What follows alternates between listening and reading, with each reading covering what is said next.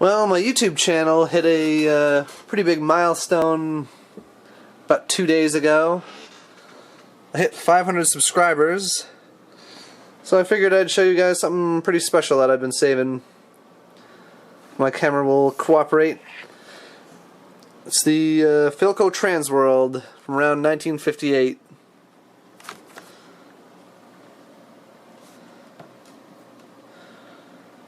This is Philco's answer to the Zenith Transoceanic.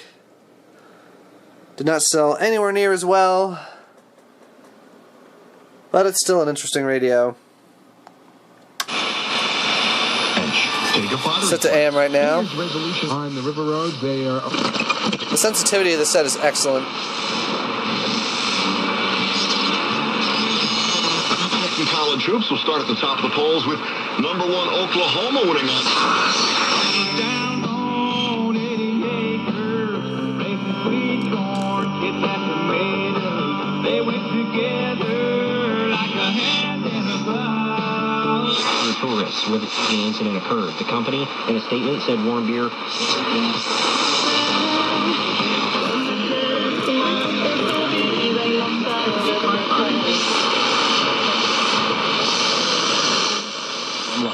Only then can you truly discover those faraway gold mine fishing holes. Flooding with wind gusts up to and even.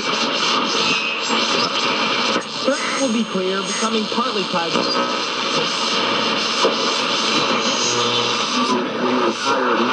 Some lighter snow. The road that helps us get those. CNN.com. Great starting pay and benefits available. A stock market well wiped out around. At high-speed internet with your TV service, call 877-3. So great because we see football at its top. The great and he's like taking notes, and I'm saying to myself, 2002, maybe.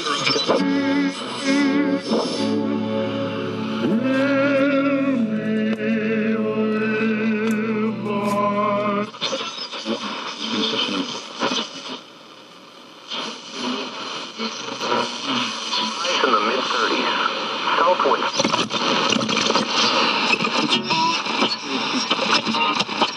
See, it's got flywheel tuning. I gotta be careful with the band selector. The pin that it attaches the shaft here is just about completely, severed. It's pretty loose.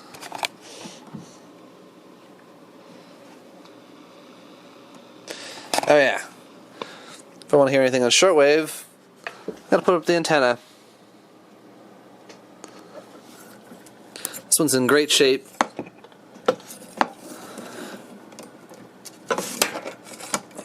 It's too tall for this room.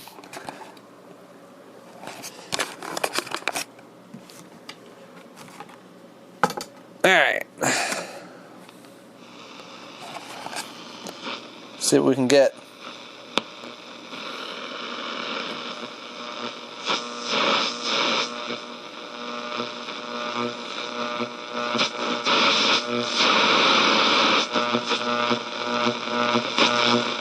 Them, even as he does on us, right? Promised blessing of victory, and this clock.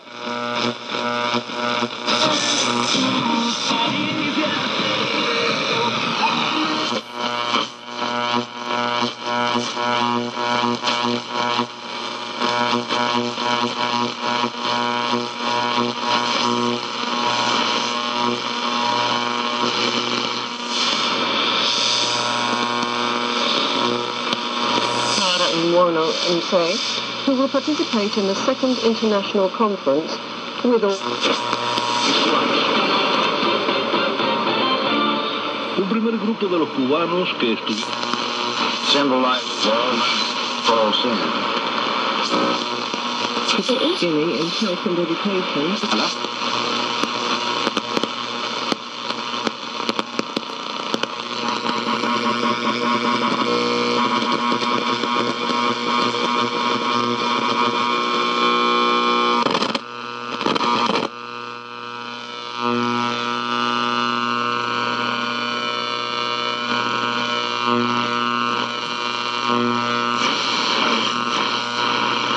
Exodus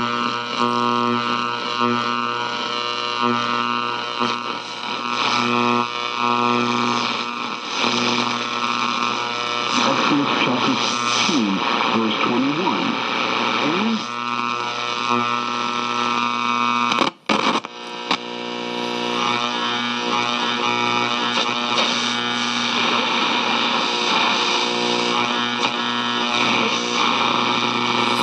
This interference rejection definitely leaves something to be desired.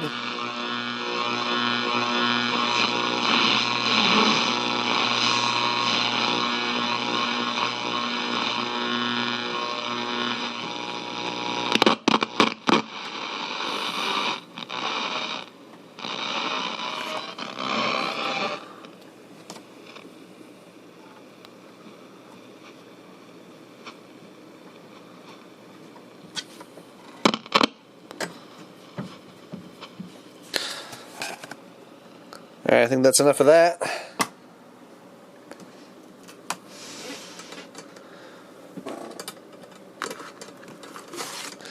This one still has its original booklet, which is often missing.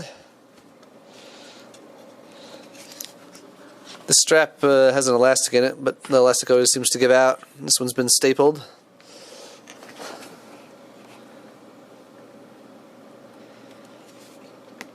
Copyright 1957 on the manual.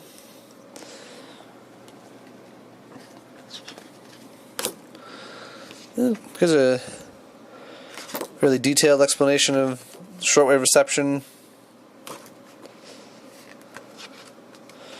What kind of stuff you can receive. How to use the radio.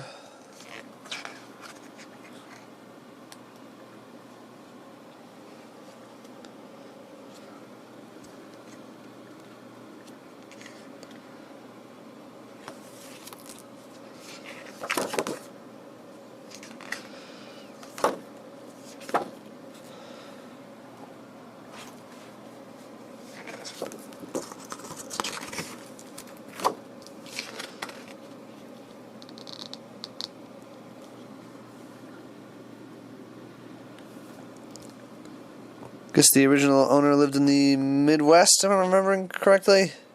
I believe the East Coast here is GMT -5. Oh wait a second. Huh. Alright, maybe I'm wrong. I'm not gonna say any more about that.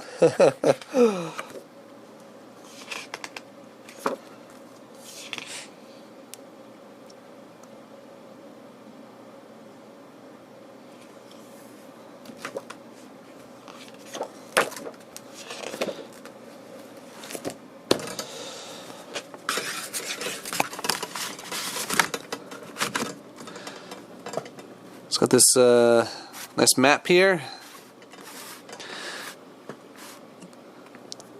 Usually they've got two like brown bars here from the tape behind it, but for some reason this one doesn't have that kind of damage. I think that it's actually because this one wasn't taped down. At least it doesn't look like it was. You can see it's loose. In any case, it's survived well.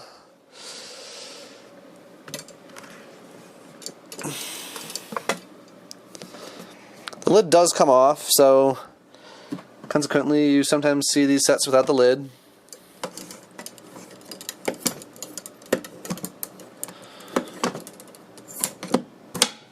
Whoa. It's got a nice, fragile looking handle.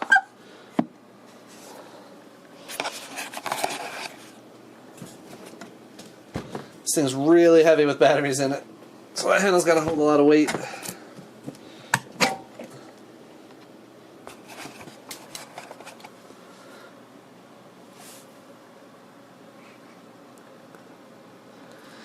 The original mounts for the antenna were broken, so I made new ones out of cardboard. Works well enough. So he's got a pretty good sized antenna there, about 1 foot long.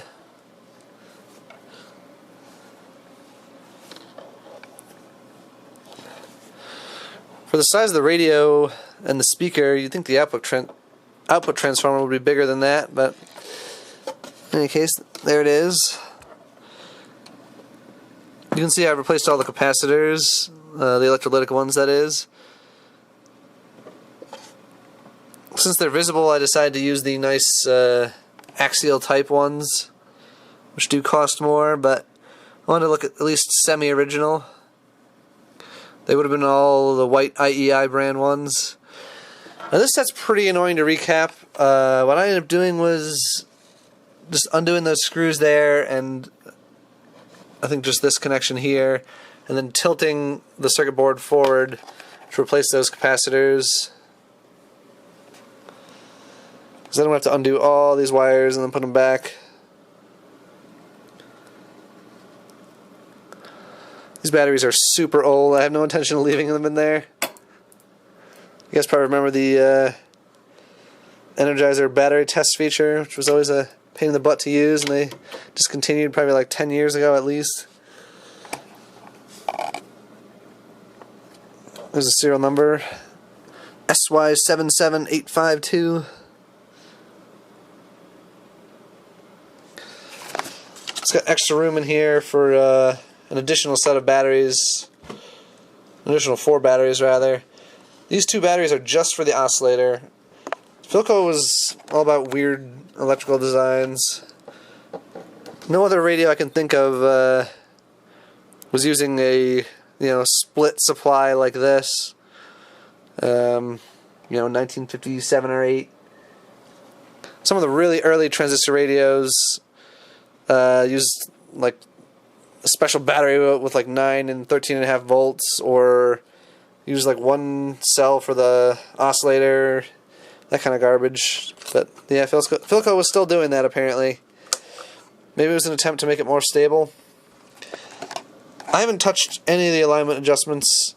The alignment seems to be reasonably good as it is, and I just don't want to mess that up.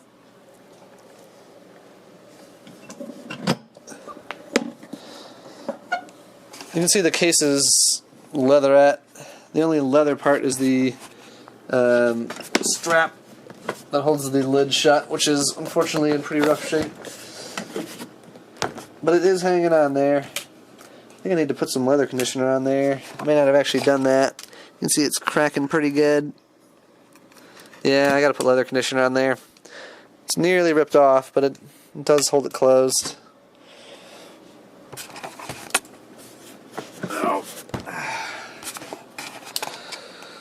Well, thanks for watching, and thanks for subscribing to those of you that have helped me get to 500 subscribers.